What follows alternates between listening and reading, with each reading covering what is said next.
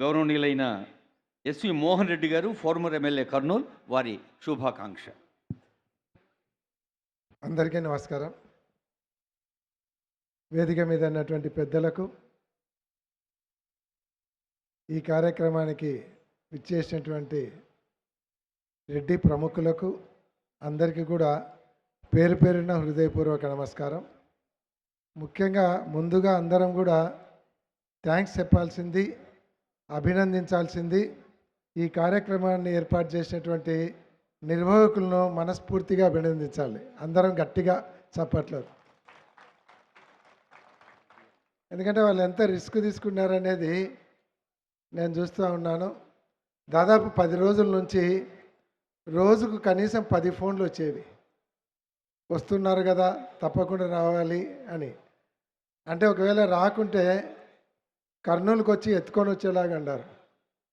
అంటే అంత ఇంట్రెస్ట్ తీసుకొని ఈ కార్యక్రమాన్ని ఇంత ఘనంగా ఏర్పాటు చేసి ఇంతమంది కలిసేటట్లు ఏర్పాటు చేసినట్టు నిర్వాహకులను నిజంగా మనస్ఫూర్తిగా అభినందిస్తూ ఉన్నాను. ఈరోజు పెద్దలు కూడా చెప్పినారు, రెడ్డి అంటే ఏంది, రెడ్డి హాస్టల్ అంటే ఏంది. రాజా బహదూర్ వెంకటరామారెడ్డి గారు ఈ హాస్టల్ స్థాపించి దాదాపుగా 106 సంవత్సరాలు అయితే కొన్ని లక్షల మంది ఇక్కడి నుంచి ఎంతో ఎత్తుకు ఎదిగినటువంటి వాళ్ళు ఉన్నారు. అంటే మనం ఊహించని స్థాయికి ఎదిగినటువంటి వాళ్ళు కూడా ఉన్నారు. ఇక్కడే చదివి, రెడ్డి హాస్టల్లో చదివి ప్రధానమంత్రి స్థాయికి పోయినటువంటి పివి నరసింహారావు గారు ఉన్నారు. ఇదే రెడ్డి హాస్టల్లో చదివి ముఖ్యమంత్రి స్థాయికి పోయినటువంటి మర్రి చెన్నారెడ్డి గారు ఉన్నారు.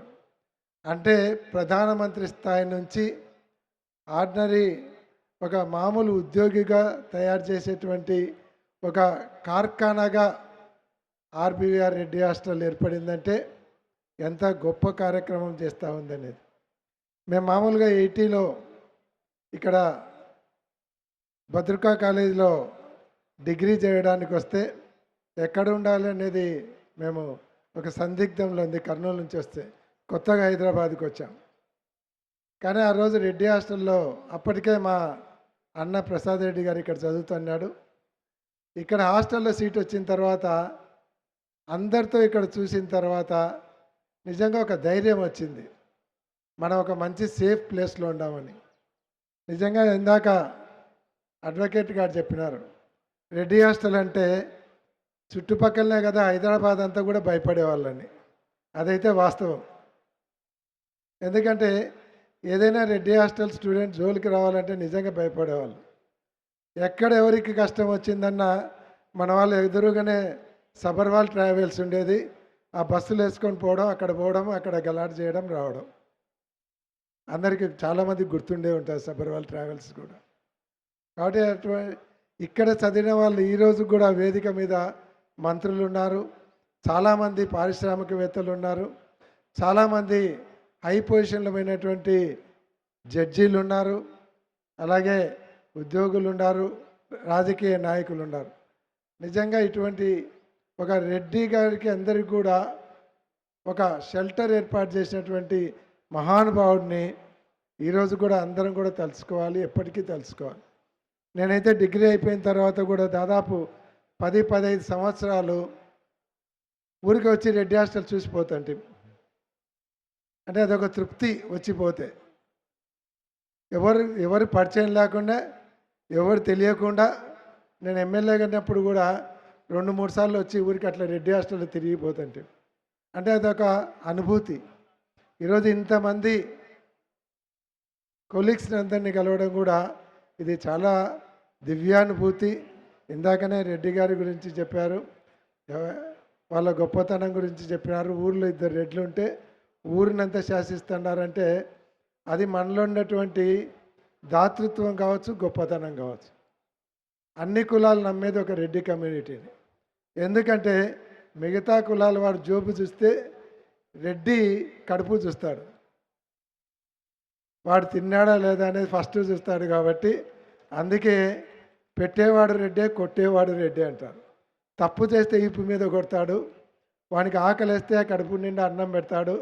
అందుకే ఏ గ్రామంలో చూసినా 4 కుటుంబాలు ఉంటే ఆ గ్రామం అంతా కూడా రెడ్డి గారిని గౌరవిస్తున్నారు, రెడ్డి గారు ఆడ ప్రాబల్యం చూపగలుగుతున్నారంటే పెట్టే గుణం ఉంది, కొట్టే గుణం ఉంది. కాబట్టి మనకు ఆ ఇది ఉంది.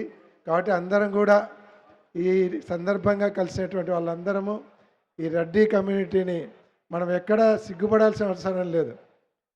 రాజకీయాలలో ఉన్నప్పుడు కూడా మన దగ్గర బీసీలు ఎక్కువ ఉన్నారు, మైనార్టీలు ఎక్కువ ఉన్నారు, మనం రెడ్డి అందరం కలిస్తే ఏదైనా మనకు రాజకీయంగా ఇబ్బంది అవుతుందని సిగ్గుపడాల్సినటువంటి అవసరం లేదు. మన గుర్తింపు, మన గౌరవం ఎప్పటికీ ఉంటుంది. మనం ఎప్పుడైనా సరే గర్వంగా రెడ్డి అని చెప్పుకోవడానికి ఎప్పుడు వెనకాడకూడదని కూడా అందరికీ కూడా తెలియజేస్తూ అందరం కూడా ఐకమత్యంగా ముందరికి పోవాలి. ఏదైనా ఇటువంటి కార్యక్రమాలు పెట్టినప్పుడు ఎంత పనులున్నా సరే తప్పకుండా హాజరయ్యేలాగా అందరూ కూడా ముందరికి రావాలని ఈ కార్యక్రమాన్ని ఏర్పాటు చేసినటువంటి నిర్వాహకులకు మరొకసారి కృతజ్ఞతలు తెలియజేస్తూ రాజా బహదూర్ వెంకటరామరెడ్డి గారికి ఘనంగా నివాళులు అర్పిస్తూ సెలవు తీసుకుంటున్నాను. జై హింద్. Thank you.